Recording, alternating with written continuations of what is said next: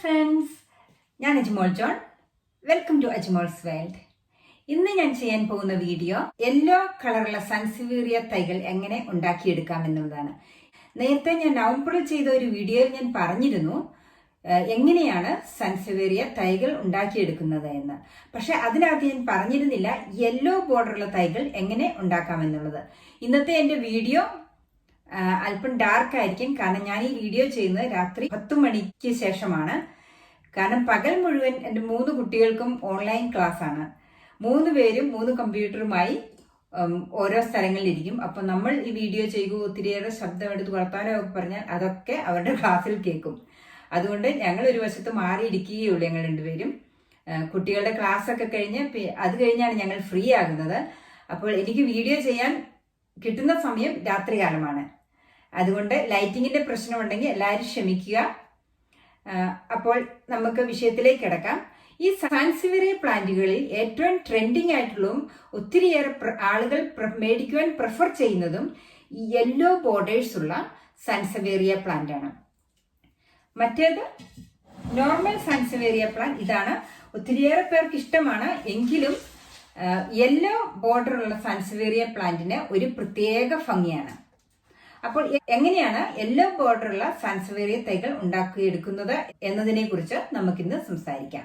സാധാരണ സാൻസിവേറിയ തൈകളുടെ leaf cut ചെയ്ത് yellow border ഉള്ളതായാലും ഇതേപോലെയുള്ളതായാലും cut ചെയ്ത് ഒരു ഗ്ലാസ് വെള്ളത്തിലോ അല്ലെങ്കിൽ മണ്ണിലോ നട്ടാലും ഉണ്ടാകുന്ന തൈകൾ ഇതുപോലെ തന്നെ ഇരിക്കും. രണ്ടിന്റെയും തൈകൾ ഇങ്ങനെ തന്നെ ഇരിക്കും. ഈ യെല്ലോ ബോർഡറിലുള്ള തൈകൾ ഉണ്ടാകണമെങ്കിൽ നമ്മൾ വളരെ ക്ഷമയോടെ കാത്തിരുന്നേ പറ്റൂ.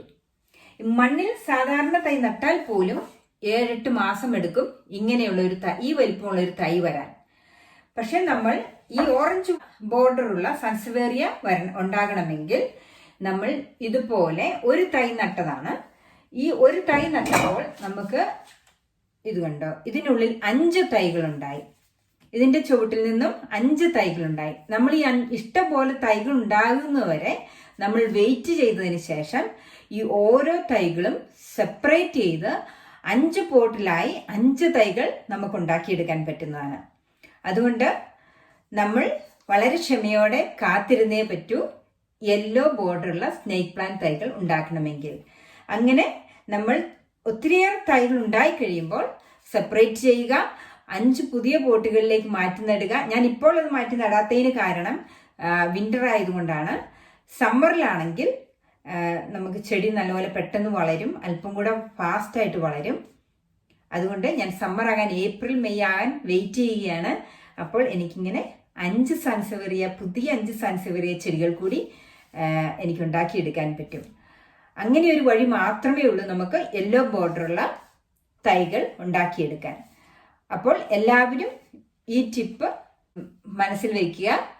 അങ്ങനെ എല്ലാവർക്കും ഇഷ്ടംപോലെ പുതിയ സാൻസിവേറിയ തൈകൾ ഉണ്ടാക്കണമെങ്കിൽ നമ്മൾ ഇതുപോലെ തന്നെ കുറേ തൈകൾ ഉണ്ടാകുന്നവരെ വെയിറ്റ് ചെയ്യുക. വെയിറ്റ് ചെയ്ത് തൈകൾ ഉണ്ടായി കഴിയുമ്പോൾ പുതിയ തൈകളെ പുതിയ പോട്ടുകളിലേക്ക് സെപ്പറേറ്റ് ചെയ്ത് വെച്ചാൽ നിങ്ങൾക്ക് യെല്ലോ ബോർഡറുള്ള സാൻസിവേറിയ തൈകൾ കിട്ടുന്നതായിരിക്കും. അപ്പോൾ ഇന്നത്തെ വീഡിയോ വളരെ ഷോർട്ട് വീഡിയോ ആണ്. എനിക്ക് സമയമില്ലാത്തത് കൊണ്ട് മാത്രമാണ് ഞാൻ വീഡിയോ വരാത്തത്. പിന്നെ തണുപ്പായിട്ട് നമുക്ക് പുറത്തു പോയി ചെയ്യാനും പാടാണ്. ഈ വീഡിയോ നിങ്ങൾക്ക് ഇഷ്ടപ്പെട്ടെങ്കിൽ ലൈക്ക് ചെയ്യുകയും ഷെയർ ചെയ്യുകയും സബ്സ്ക്രൈബ് ചെയ്യുകയും ചെയ്യണം.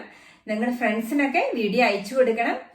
അപ്പോൾ അടുത്ത ആഴ്ച വേറൊരു വീഡിയോയുമായിട്ട് വരുന്നത് വരെ ബൈ.